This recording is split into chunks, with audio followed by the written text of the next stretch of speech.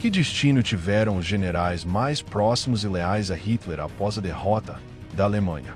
Durante a Segunda Guerra Mundial, o posto de marechal de campo era o auge do poder militar alemão. Eles eram a elite da máquina de guerra nazista, os homens em quem o Führer depositava sua confiança para realizar seus sonhos de conquista. Mas todo esse prestígio e autoridade desmoronou em 1945, quando o Terceiro Reich ruiu. A pergunta é: como esses líderes, que um dia pareciam intocáveis, enfrentaram as consequências de seus atos quando a guerra terminou? Hoje vamos descobrir. Então, sem mais demora, comecemos pelo primeiro deles. Walter von Brauchitsch.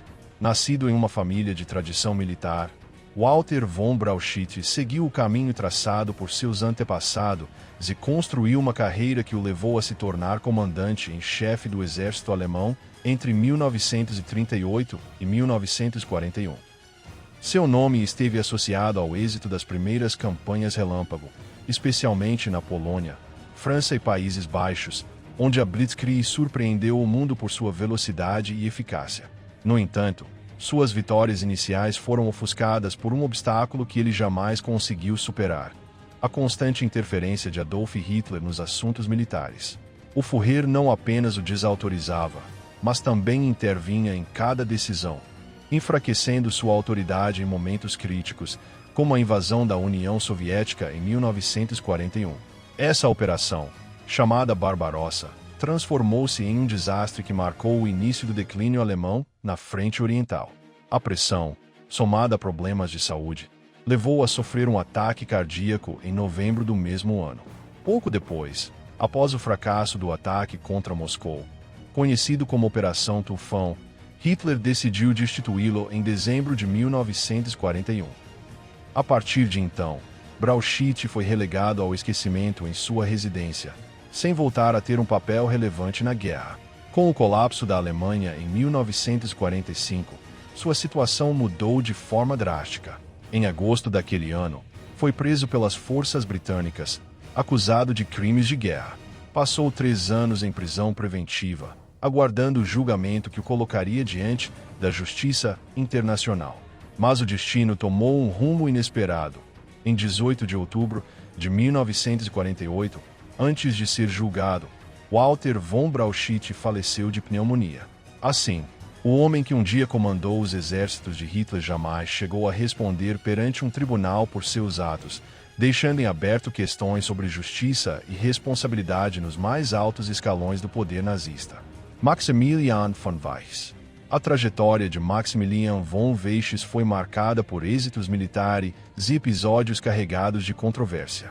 Como marechal de campo, comandou o 2 graus exército alemão em campanhas decisivas como a invasão da França, a ofensiva na Iugoslávia e a Operação Barbarossa contra a União Soviética.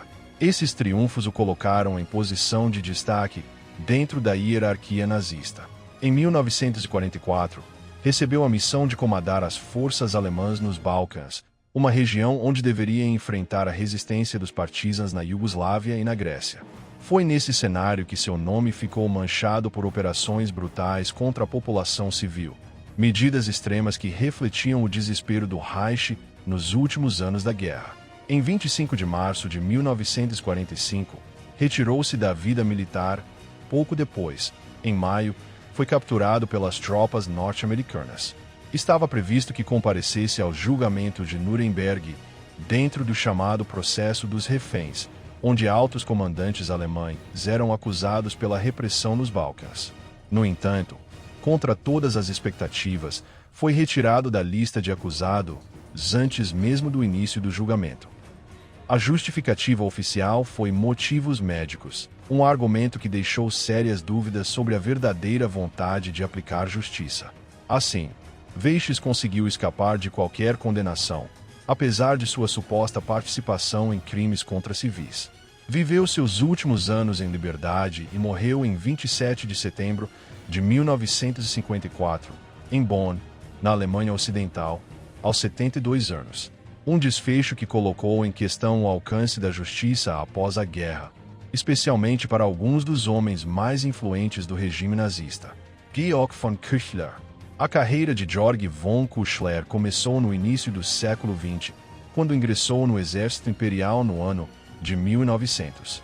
Sua experiência na Primeira Guerra Mundial e nos anos do período entre guerras levou-o a se especializar em artilharia, o que consolidou sua ascensão na hierarquia militar.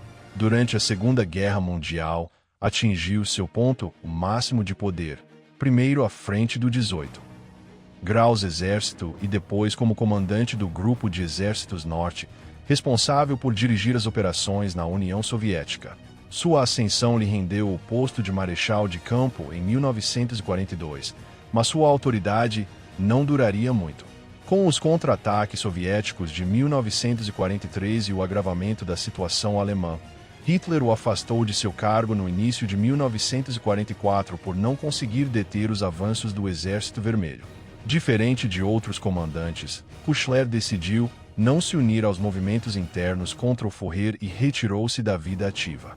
Após o colapso alemão em 1945, foi preso pelas forças norte-americanas e levado ao Tribunal dos Julgamentos de Nuremberg. Ali enfrentou acusações de crimes de guerra e crimes contra a humanidade, particularmente por sua responsabilidade nas atrocidades cometidas na Frente Oriental, incluindo assassinatos de civis e prisioneiros de guerra. Tentou minimizar seu papel alegando que as mortes nos campos de prisioneiros se deviam ao clima extremo e não a ordens alemãs, mas o tribunal o declarou culpado. Foi condenado inicialmente a 20 anos de prisão, embora em 1951 sua pena tenha sido reduzida para 12. Finalmente, em 1953 foi libertado após cumprir menos de uma década preso. Viveu o restante de seus dias na Baviera ao lado de sua esposa até sua morte em 25 de maio de 1968. Wilhelm Ritter von Leeb. Wilhelm von Leeb formou-se no exército bávaro e destacou-se na Primeira Guerra Mundial, quando foi condecorado com a Ordem Militar de Max Joseph, o que lhe conferiu o título de nobreza de Ritter. Sua reputação como oficial competente o levou a posições de grande relevância durante a Segunda Guerra Mundial. Em 1940 esteve no comando do Grupo de Exércitos C durante a invasão da França, um sucesso que lhe valeu a promoção a Marechal de Campo. Um ano depois, foi designado ao Grupo de Exércitos Norte, cuja missão era tomar Leningrado. Suas tropas estiveram diretamente implicadas em crimes contra a população civil e colaboraram com os Einsatzgruppen, responsáveis por execuções em massa. Além disso, transmitiu o decreto Barbarossa, que autorizava a execução de comissários políticos soviéticos e o tratamento brutal de prisioneiros de guerra. No entanto, em janeiro de 1942 apresentou sua renúncia a Hitler, exigindo maior autonomia ou ser dispensado.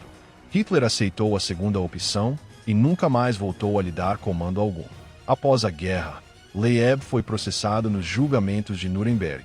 Embora tenha sido acusado de graves crimes, o tribunal o condenou apenas a 3 anos de prisão, argumentando falta de provas diretas que o ligassem a ordens criminosas. Na prática, foi liberado quase de imediato, pois já havia cumprido esse tempo em custódia preventiva. Morreu em 1956, em sua propriedade na Baviera, após um ataque cardíaco, deixando uma imagem polêmica. Um marechal que, apesar dos benefícios recebidos do regime nazista, saiu praticamente ileso. Paul Ludwig Ewald von Kleist. Proveniente de uma família com longa tradição militar, von Kleist lutou tanto na Primeira quanto na Segunda Guerra Mundial. Foi um dos principais artífices das campanhas relâmpago que deram à Alemanha suas primeiras vitórias. Em 1940 comandou o primeiro grupo Panzer na invasão da França, obtendo penetrações profundas que contribuíram para o colapso do exército francês. Em 1941 esteve à frente do primeiro exército Panzer na invasão da União Soviética, onde protagonizou gigantescos cercos como os de Uman e Kiev. Mais tarde, em 1942, Hitler o colocou no comando do grupo de exércitos durante a ofensiva em direção ao Cáucaso, buscando os campos petrolíferos. No entanto, a operação fracassou e os alemães foram obrigados a recuar. Após novas derrotas, foi destituído em 1944 e substituído por Ferdinand Schörner. Ainda em 1944 foi brevemente preso pela Gestapo devido à participação de um parente na conspiração de 20 de julho contra Hitler, embora tenha sido libertado logo depois. Com o fim da guerra, caiu em mãos dos aliados e foi entregue primeiro à Iugoslávia, onde foi condenado a 15 anos de prisão. Posteriormente, foi extraditado à União Soviética, onde recebeu uma sentença de 25 anos de trabalhos forçados por crimes de guerra cometidos na Frente Oriental. Passou seus últimos anos encarcerado e morreu em 1954 em uma prisão soviética, tornando-se um dos marechais de mais alta patente que morreram em cativeiro. Wilhelm List. Após a Primeira Guerra Mundial, Wilhelm List permaneceu no reduzido exército alemão e contribuiu para sua modernização sob as restrições do Tratado de Versalhes. Na Segunda Guerra Mundial participou da invasão da Polônia em 1939 e, graças a seus êxitos, foi promovido a marechal de campo em 1940. Um ano depois, comandou o grupo de exércitos durante a invasão dos Balcãs, desempenhando um papel central na conquista da Iugoslávia e da Grécia. Mas sua implicação nessa região o associou a crimes de guerra, já que ali foram aplicadas represálias brutais contra partisans e civis. Embora não esteja totalmente claro seu grau de participação direta, sua responsabilidade como comandante o vinculava inevitavelmente aos abusos cometidos sob seu comando. Em 1942 foi colocado à frente da ofensiva de verão no Cáucaso, conhecida como Operação Azul. No entanto, as dificuldades logísticas e a resistência soviética fizeram a missão fracassar, e Hitler o destituiu de seu cargo. Nunca mais foi chamado ao serviço ativo.